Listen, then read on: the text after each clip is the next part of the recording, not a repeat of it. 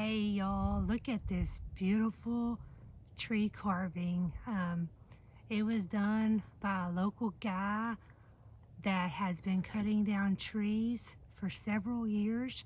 He's even been to our place and cut down, oh my goodness, a bunch of trees for us.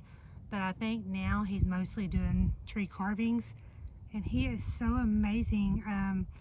This one was just done and put out here at our local nature preserve just last year. It's very impressive. I'm gonna walk around and show y'all.